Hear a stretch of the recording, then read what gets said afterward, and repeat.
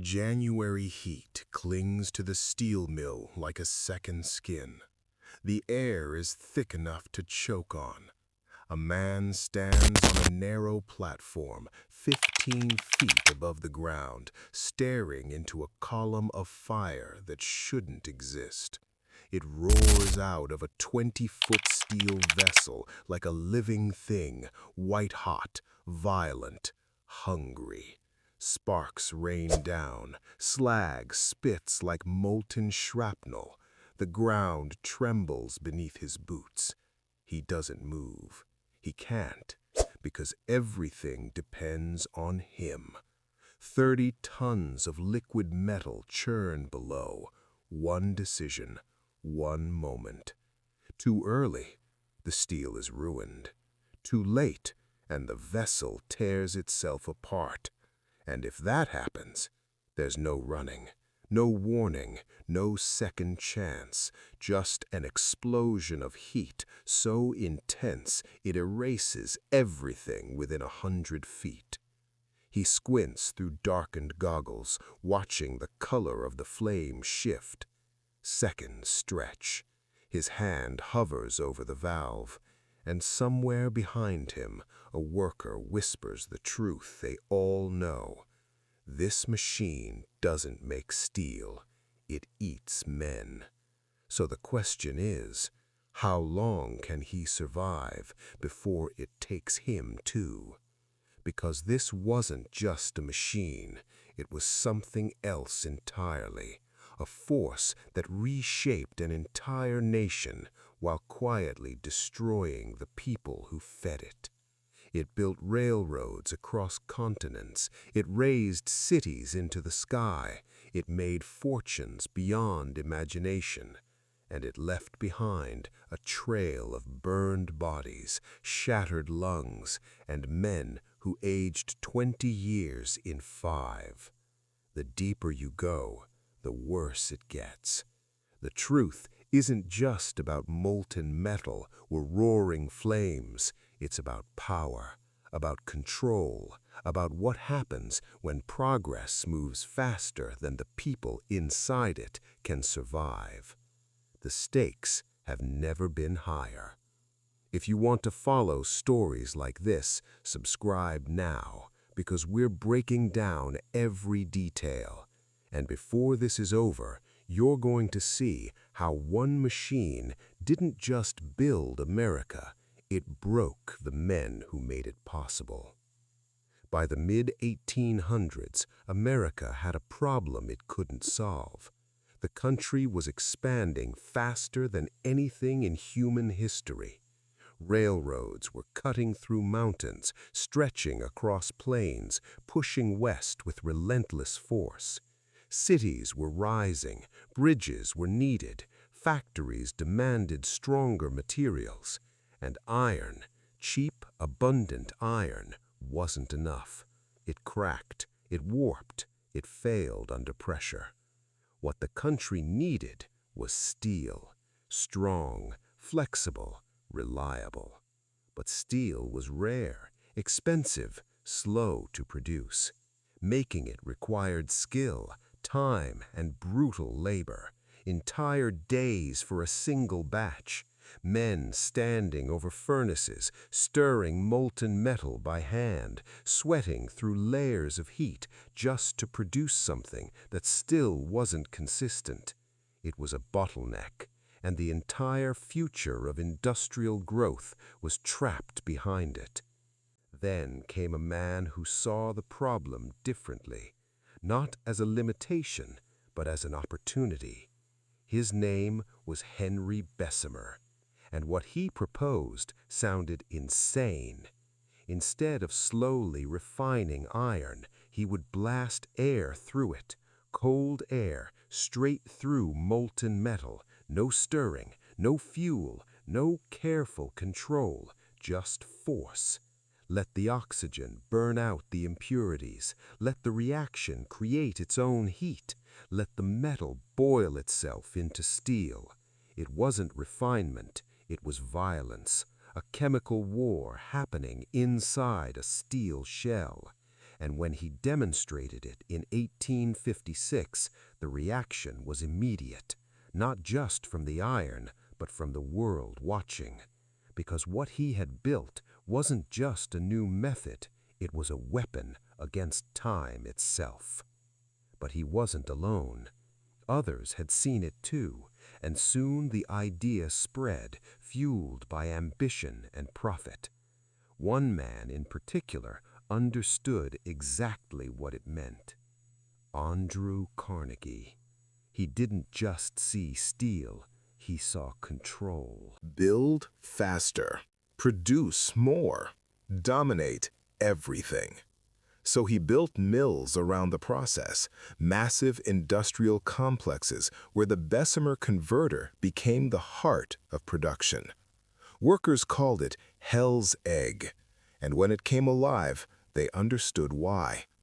Molten iron poured in, glowing like the surface of the sun. Then the air valve opened.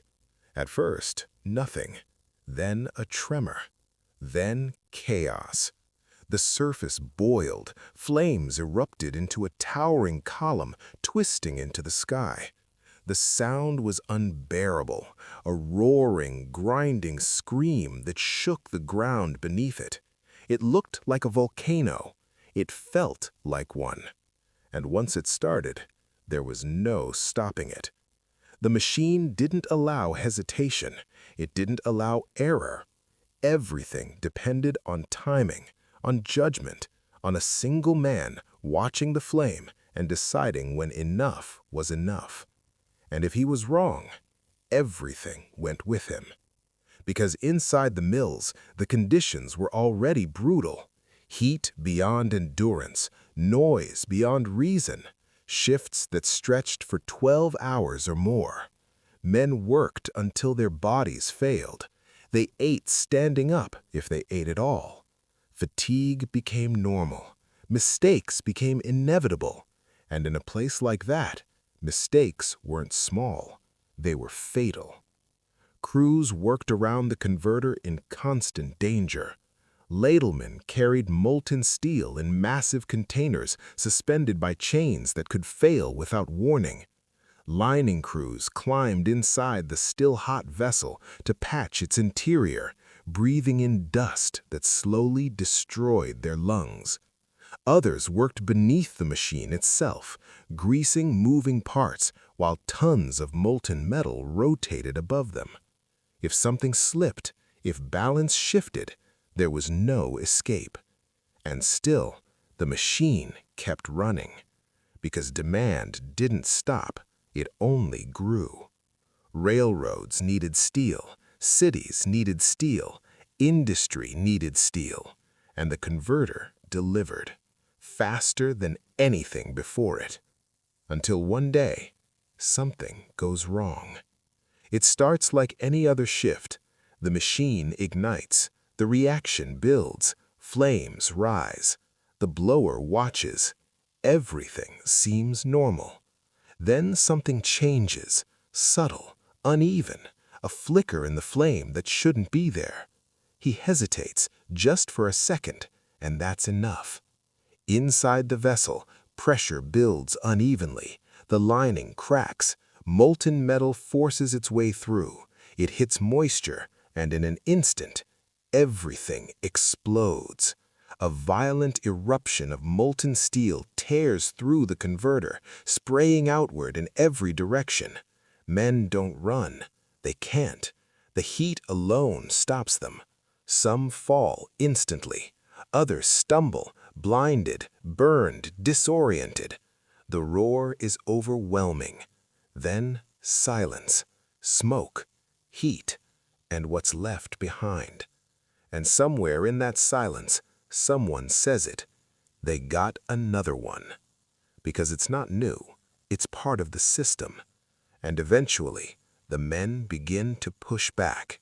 They organize, they demand better conditions, better pay, a voice. And for a moment, it looks like they might get it. But power doesn't give way easily.